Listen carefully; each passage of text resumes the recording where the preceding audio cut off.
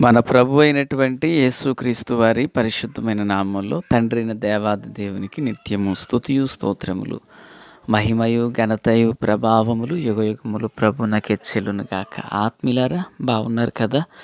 దేవుని మహాకృపను బట్టి మరో పర్యాయం ఇలాగున పునరుత్థాన ఆరాధన వేళ ఈ జీవమన్న కార్యక్రమాన్ని వినుటకు పరిశుద్ధ ఆత్మదేవుడు మనకెంతగానో సహాయం చేసి ఉన్నారు. దయగలిగిన ఆయన ఆత్మచేత సమభూమి గల దేశమున ప్రభువు మనలను నడిపించునుగాక. ప్రియులారా, ఈరోజు మరి పునరుత్థాన ఆదివారపు ఆరాధన ఒక్కరు కూడా మానక ప్రతి ఒక్కరు సకాలానికి త్వరపడి సిద్ధపడి మందిరానికి రావలసినదిగా ప్రభు పేరట మనవి చేర్చున్నాను.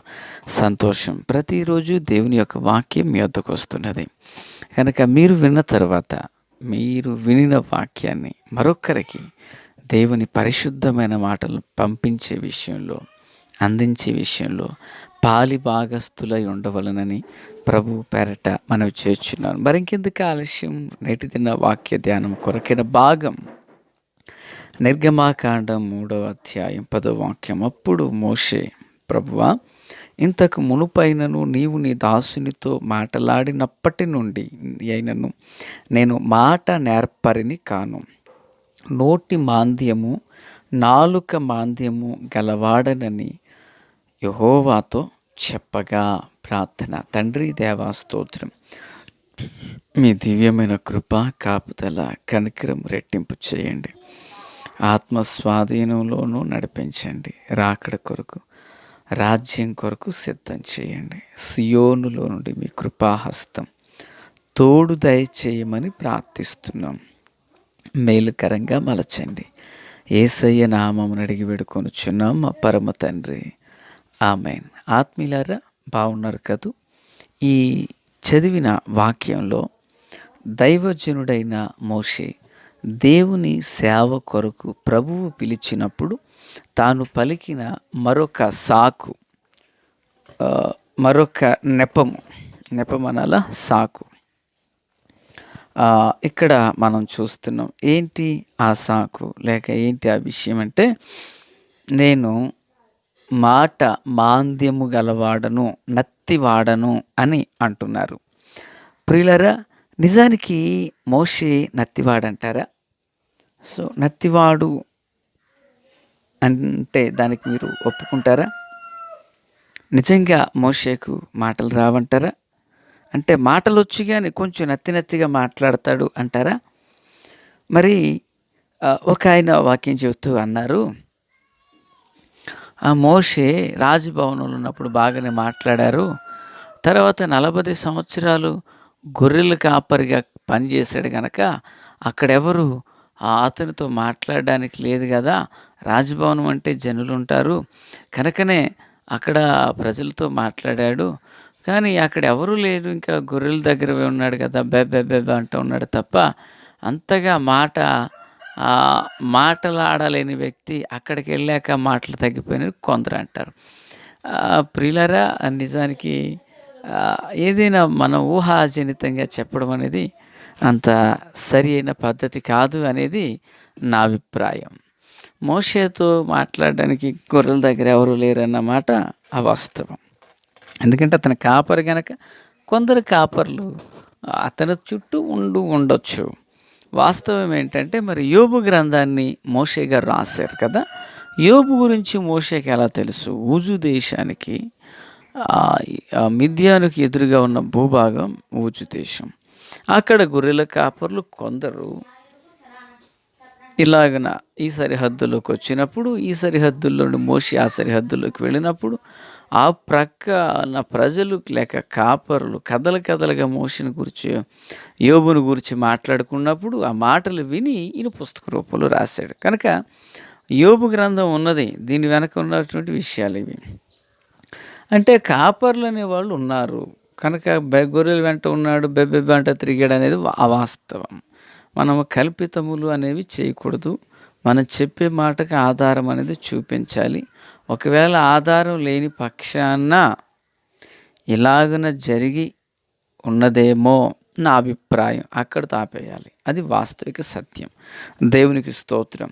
అయితే ఇంతకీ మోషే నత్తివాడా ధారాళంగా మాట్లాడగలిగిన వాడా అని లేఖనాలు చూస్తే పిల్లరా, మరో మాట, బైబిల్ గ్రంథంలో నేను మాట రానివాడను నత్తివాడను అంటూ మోషే పలికారు.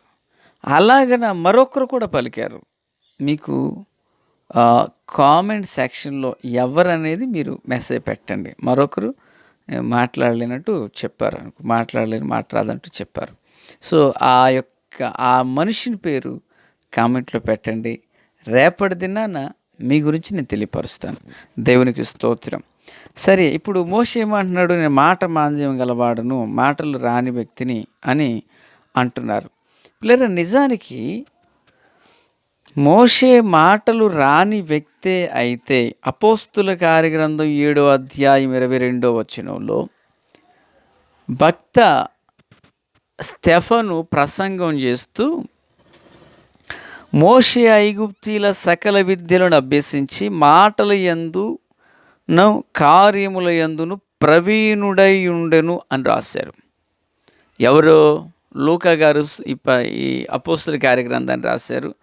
ప్రకటించిన వ్యక్తి ఎవరంటే స్టెఫను భక్తుడు. స్టెఫన్ ఎవరు? సంఘంలో 7 పెద్దలలో ఒకరు, ముఖ్యుడు. పరిశుద్ధాత్మతో నింపబడినవాడు, దైవ కృపను పొందినవాడు. ప్రియులారా, ఇతడు ప్రసంగం చేస్తూనే ప్రసంగ వేదిక మీద ప్రాణం పెట్టిన హతసాక్షి. అయితే మళ్ళీ మనం వేరే వెళ్ళిపోతున్నాం కనుక మోషేని గురించి విందాం. అయితే ఇప్పుడు భక్తుడు ఏమని చెప్పారు? సకల విద్యల యందు ప్రవీణుడు అని చెప్పారు. అంటే ఇప్పుడు మోషే ప్రవీణుడు అంటే he's the champion person in the Egypt. అతడు ఐగుప్తులో సకల విద్యల యందు ప్రవీణత కలిగిన వాడై ప్రావీణుడై ఉన్నాడు. దేవునికి మహిమ కలుగునుగాక. ప్రియులారా, అయితే ఈ వ్యక్తి ఇప్పుడు ఏమంటున్నారు? మోషే గారు, నేను నాలుక మాట మాంద్యము గలవాడను నత్తివాడను అంటూ అది అవాస్తవం. దేవుని పనికి సాకును చెబుతున్నారు. నిజానికి పిల్లరా, దేవుని యొక్క వాక్యమును మనం శ్రద్ధగా గమనించినట్లయితే చూడండి, దేవుని వాక్యంలో యోబు గ్రంథం 12:2లో నిజముగా లోకములో మీరే జనులు, మీతోనే జ్ఞానము గతించిపోనంటాడు. ఆత్మీయులారా, ఇప్పుడు సొలొమోను ఉన్నారు కదా, సొలొమోను జ్ఞానము కలిగిన వాడు. ప్రపంచ చరిత్రలో ఇప్పటి వరకు మనకు బహుశా 21వ శతాబ్దం 21 శతాబ్దాలకు ముందున్నట్టు క్రీస్తు పూర్వమే కానీ, ఇదిగో క్రీస్తు శకములోనే కానీ సొలొమోను అంతటి జ్ఞానం కలిగిన మనుష్యుడు లోకంలో మరెక్కడా లేరు. అంతకు మునుపు లేరు, ఇప్పుడు లేరు. సరే, ఈ సొలొమోనుకి ఇంత జ్ఞానం ఎక్కడి నుంచి వచ్చింది? దేవాది దేవుడు ఇచ్చారు. ఆమేన్. అంటే సొలొమోను అంత జ్ఞానం గలవానిగా చేసిన దేవుడు మోషేకు మాట ఇవ్వలేడా? మోషేకు మాటను ఇవ్వలేరా? తప్పక ఇవ్వగలిగిన సమర్థుడు మనం ఆరాధన చేయుచున్న ప్రభువైన యేసు. ఆమేన్. ఆత్మీయులారా, క్రీస్తునందు నాకు అత్యంత సన్నిహితులారా, మాట మాంద్యము గలవాడను అంటూ ఈ భక్తుడు మాట్లాడిన మాటను, జ్ఞానమును, బుద్ధి జ్ఞాన సర్వ సంపదలు ఆయన యందే గుప్తములై ఉన్నవన్న సంగతి మనం ఎరగాలి. ఉదయకాల వేళ దేవుని మాటలు వించిన ఆత్మీయులారా, ప్రభు మన జీవితంలో ఏదైనా చేయుటకు ఆయన సంసిద్ధుడు. ఏ కార్యమైనను చేయుటకు ఆయన సర్వశక్తిమంతుడు. కనుక మోషే ఇది నా వల్ల కాదు, నేను మాట మాంద్యం గలవానంటే ఆ మాట మాంద్యము కలిగిన ఆ వ్యక్తినే ఉన్నతమైన కృపచేత బలపరిచి మోషేను దేశానికి, ఐగుప్తు దేశానికి ఓ దేవునిగా దేవుడు నిలవబెట్టాడు. ఆమేన్.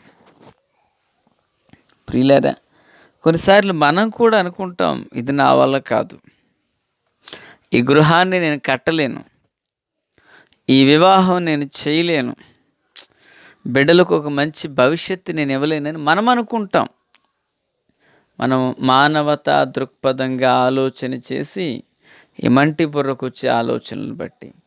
కానీ ఒక మాట, మంటి దేహంలోనే మహిమైశ్వర్యాన్ని ఉంచే మహాదేవుడు మనం ఆరాధన చేయుచున్న ప్రభువన్న సంగతి మనం గుర్తెరగాలి. ఆమేన్.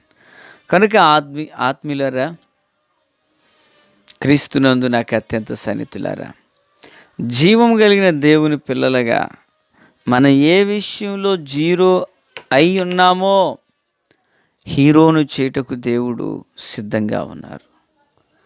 మోషే వలె మనల్ని మనం ప్రభు చేతులకు అప్పగించుకుని ఎడల నిశ్చయముగా ప్రభు సహాయం చేయడానికి సిద్ధపడి ఉన్నారు. ఆమేన్. మహాపరిశుద్ధుడా దేవా, స్తోత్రం. వాక్యం అందరి హృదయాల్లో ఫలభరితం చేయండి. మీ దీవెన ఆశీర్వాదాన్ని దయచేయండి. మీ సన్నిధి ముఖకాంతి ప్రతి ఒక్కరి మీద ప్రకాశించబడునుగాక. రహస్య రాకడ కొరకు సిద్ధం చేయండి. యేసు నామములో ఆమేన్.